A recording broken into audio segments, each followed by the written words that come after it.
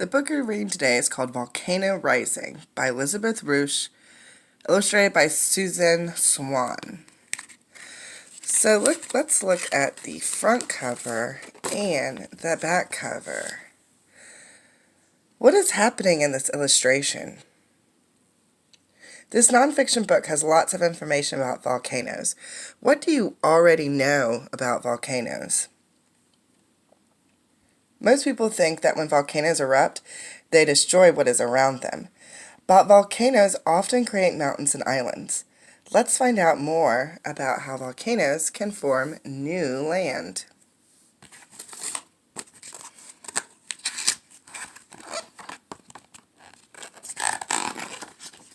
Kaboom!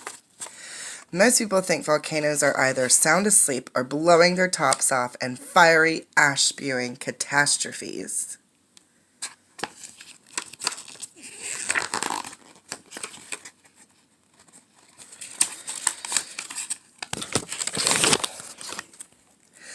But volcanoes are not just destructive. Much more often, volcanoes are creative. They grow taller and wider. They form majestic mountains, and they build new islands where there were none before. So the author calls volcanoes creative. The word creative starts with the word create.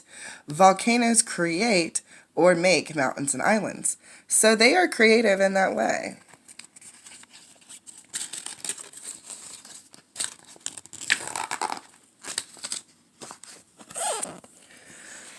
Both creative and destructive eruptions start with gooey, melted rock called magma.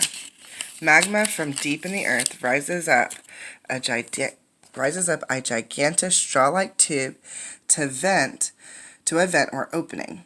If magma makes it to the Earth's surface, it's called lava. A burst of lava is an eruption. So magma is made up of gases as well as melted and partially melted rock. As it rises and fills huge underground chambers, pressure builds and builds and builds until the magma is forced up and out of a volcano's vent. Erupted magma can spurt out and flow down a volcano like red-hot syrup. This fluid lava cools to form either spiky chunks called or smooth, ropey surfaces called pahoehoe. Magma can also burst out in solid chunks called tephra. Tephra can be tiny bits ash, lightweight, gas-filled pieces, pumice, or solid rocks and boulders, lava bombs. But what determines whether lava erupts peacefully or dangerously? So that's tephra, the lava, and the vent. So look at the text on this page. This book has big text and small text.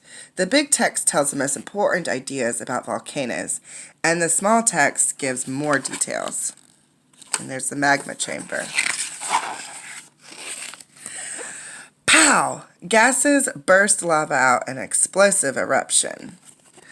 Hiss! Gases and lava slowly seep out in a creative eruption. Gas determines whether an eruption creates or destroys rising gas. Gas determines whether an eruption creates or destroys. Rising gas pushes lava out of a volcano. In destructive eruptions, gases get trapped inside thick magma or are blocked by plugs in the vents. Pressure builds until lava, ash, and gases explode all at once, like soda from a shaking can. In creative eruptions, vents are open and gases escape slowly, like when you carefully unscrew a soda bottle.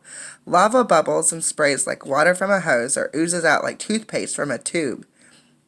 Layer upon layer of lava piles up, forming lava domes. Over time, peaceful eruptions can build mountains.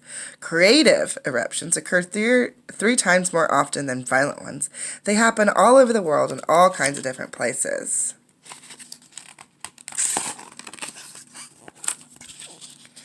Creative eruptions can start with the ground swelling a tiny bit each year. Magma gathering underground creates a bulge that may one day make a new mountain.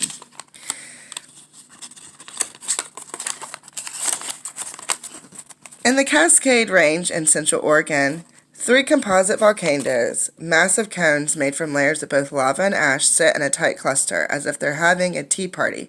They're called the Three Sisters, North, Middle, and South Sister.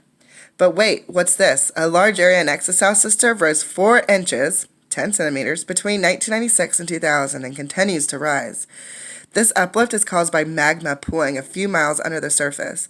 Scientists think a new volcano, West Sister, may join the party sometime, giving us yet another spectacular mountain to explore.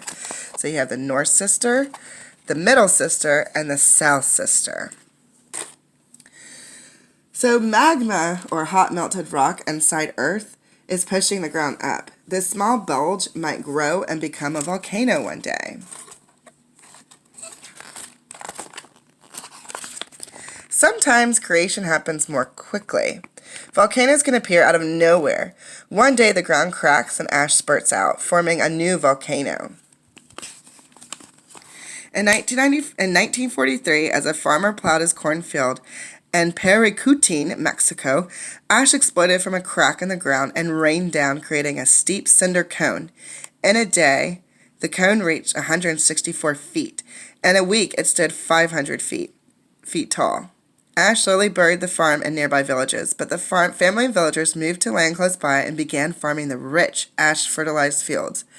After a year, Paricutin's cone was more than 1,000 feet tall. After 9 years, the cinder cone volcano stood more than 1,300 feet. Paricutin is considered one of the wonders of the world. It created a mountain, fertilized fields, and gave scientists a chance to study the fast growth of a new volcano. So that's what Paricutin looked like on the first day. And then after 9 years, that little mound was 1,300 feet tall. Volcanoes even make mountains underwater. If these submarine volcanoes grow high enough, their tips form new islands. 3/4 of volcanic activity takes place deep in the ocean. In 1963, a submarine volcano near Iceland erupted to create the island of Surtsey. In a few years, the island rose more than 550 feet above sea level and grew to be more than a mile across. Moss and lichen took hold of the lava rocks. A bush grew and then other plants followed. Finally, seals, puffins, and other animals began breeding there. Surtsey now hosts a small hut for researchers, a new laboratory for watching what happens on a new island. Some volcanoes secretly erupt under glaciers, hiding growing mountains deep under thick ice.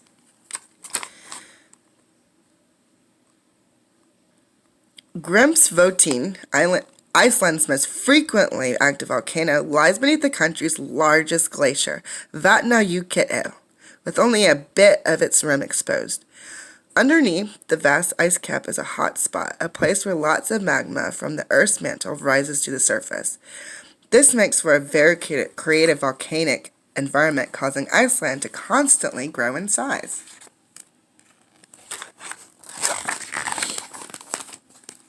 Creative eruptions can continue for a really long time. Whoosh! Fountains of red-hot lava squirt high into the air. Gurgle! Stinky lava streams to the shore. Tss! Fluid lava hits the ocean and steaming and hardens to form new land.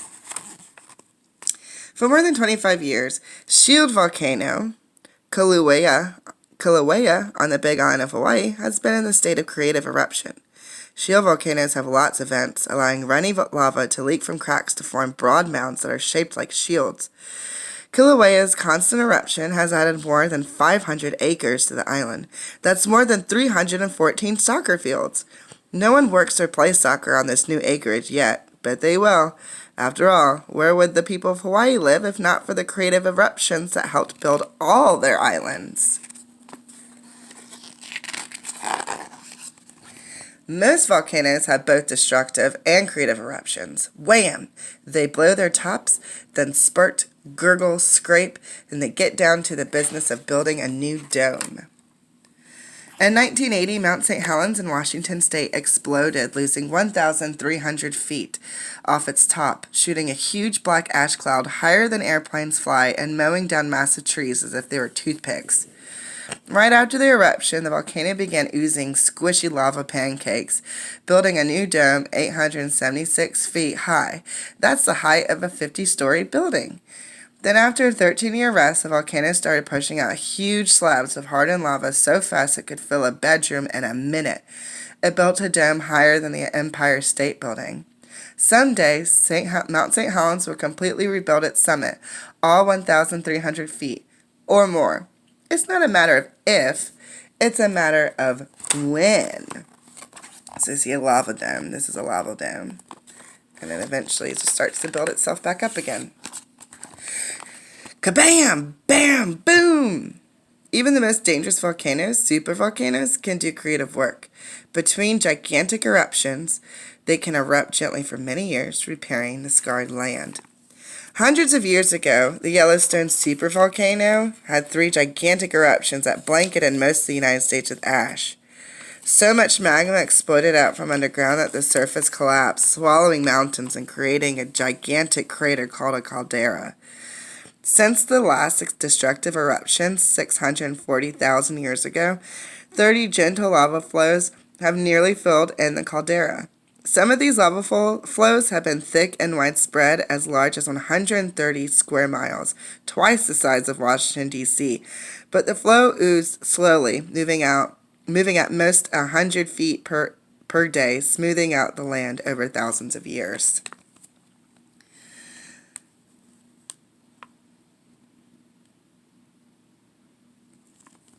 So what they're saying is that with Yellowstone, the magma exploded underground and created a huge hole in the ground, a gigantic crater.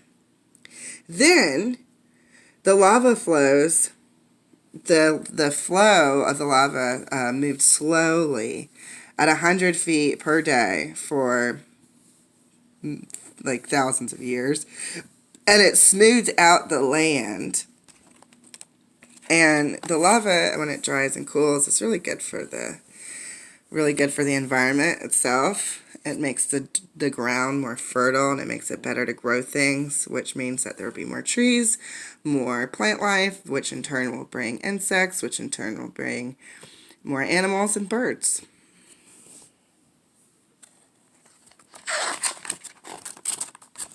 To save roads, houses, and harbors, people have tried to stop creative eruptions, but even gentle lava flows are hard to halt. Engineers in Italy tried to dam lava flowing from Mount Etna. They diverted the flow but couldn't stop it. The U.S. Army bombed Mauna Loa and Hawaii to redirect lava from the city of Hilo. They missed the target, but luckily the flow ceased on its own. For 5 months, Icelanders sprayed millions of gallons of water on lava from Jaime volcano, hoping to halt the lava flow by cooling it. They slowed the flow, but still the eruption added 1 square mile of new land to the island and narrowed the entrance to the town's harbor. So it's very hard to stop or even slow down the flow of lava after a volcano's eruption. What do you think is happening here in this picture?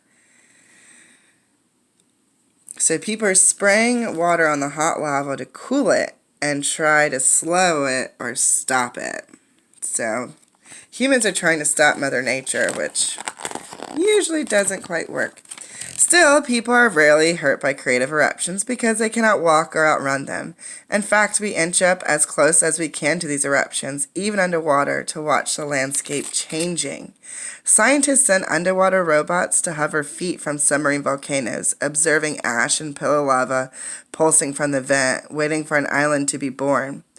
Visitors stroll right up to the bubbling lava leaking out of Kilauea, feeling the heat, squinting at the red-hot glow as an island expands. Hikers climb to Mount St. Helens crater rim, smelling the rotten egg gases, hearing the rumbling of new rocks being made, watching as a volcano rebuilds itself. So there's a submarine volcano and underwater, and then there's pillow lava. Which, do you think lava underwater looks the same as lava on land? It looks slightly different. Creative eruptions give us all a chance to witness the power of a volcano rising.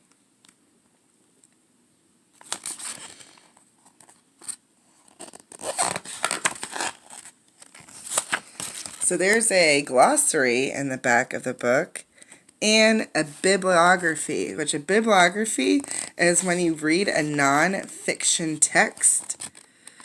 A bibliography is all the facts that the author wrote in their book. These are all their sources. So this is where all their facts came from. So what do you think? What do you know about what happens when a volcano erupts? So a book that tells true information about a topic is nonfiction. So how do we know that this book is nonfiction? What are the characteristics that we know from this book that tells us that it's nonfiction? It gives us facts about volcanoes. There's a glossary in the back of the book. There is a bibliography in the back of the book. Okay, so let's look at these words that we see in the big bold words. Kaboom.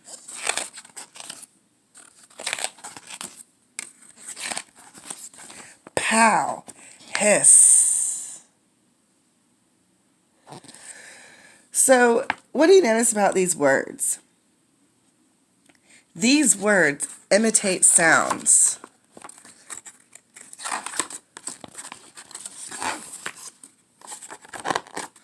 They imitate sounds. So why do you think the writer included these words in? Whoosh, gurgle, tss. Why do you think the writer uses so many of these sound words? And last thing, let's look at these pictures. These pictures are really interesting. These pictures are different than other books that we've read in the past. Do you notice something different about these illustrations? So what the illustrator did here is that the illustrator made collages with objects and painted papers, and then used a computer program to change and add to the collages. So this is not necessarily a drawing. It is different objects and painted papers put together to make it look like volcanoes and birds and islands and mountains.